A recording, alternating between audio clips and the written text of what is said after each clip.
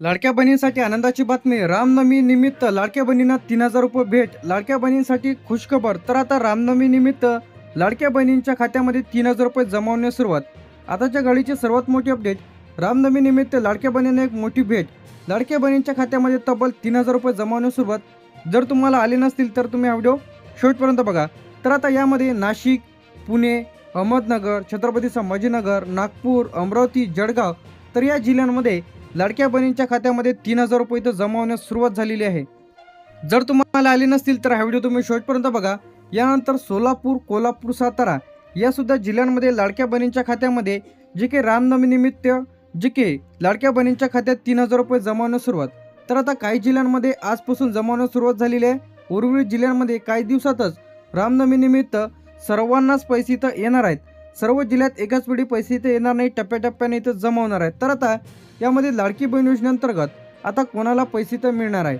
ज्यांचा अर्ज मंजूर झालेला आहे, बँक खाते आधारशी लिंक आहे, direct benefit transfer DBT link सुरू आहे, ई-KYC झालेली आहे. जर तुम्ही लाडक्या बहिणींची ई-KYC केलेली नसेल तर तुमचे पैसे इथं अडकू शकते. तर 31 मार्च शेवटची तारीख आहे.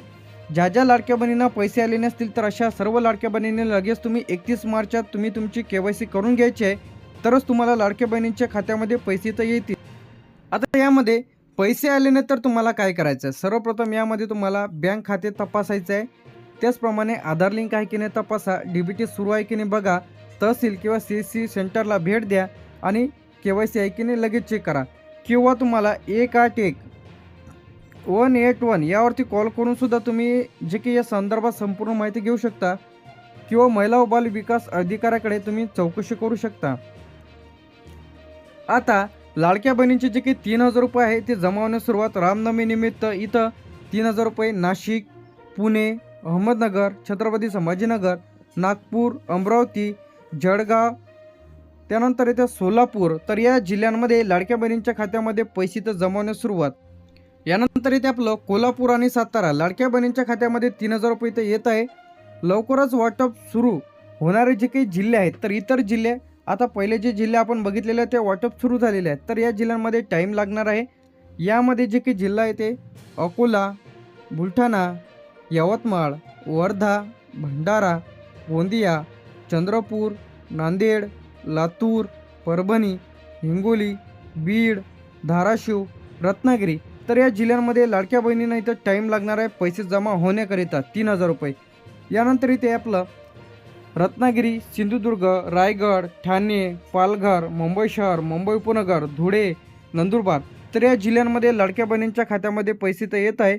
सर्वच जिल्ह्यांचा मध्ये समावेश आहे. सुमारे 2 ते 3 दिवस पैसे जमा होण्याकरिता इथे लागू शकते. आता यामध्ये कोणाला पैसे इथं मिळणार नाहीत ते आपण इथं थोडक्यात जाणून घेणार आहोत. तर आता सर्वप्रथम योजनेत नाव नसलेल्या महिलांना म्हणजे ज्यांचं नाव यादीमध्ये नाही आहे तर अशांना पैसे इथं मिळणार नाही.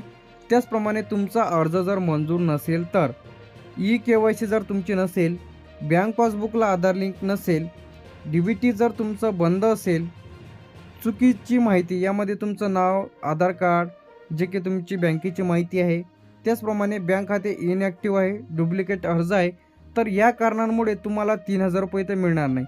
तर त्यासाठी जो काही हेल्पलाईन नंबर इथं आहे 181 यावरती कॉल करून सुद्धा तुम्ही विचारू शकता की तुमची कोणत्या कारणामुळे अर्ज जे आहे पेंडिंग आहे, त्रुटीमध्ये आहे, संपूर्ण माहिती घेऊ शकता. तर लगेच कॉल करा आणि माहिती घ्या.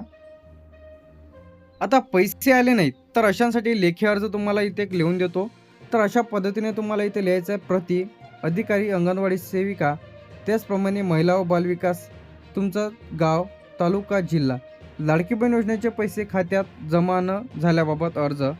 त्याचप्रमाणे महोदय, मी खालील सही करणारी जे का तुमचे नाव, त्याचप्रमाणे इथं तुमचा पत्ता येईल, आधार क्रमांक इथं येणार आहे.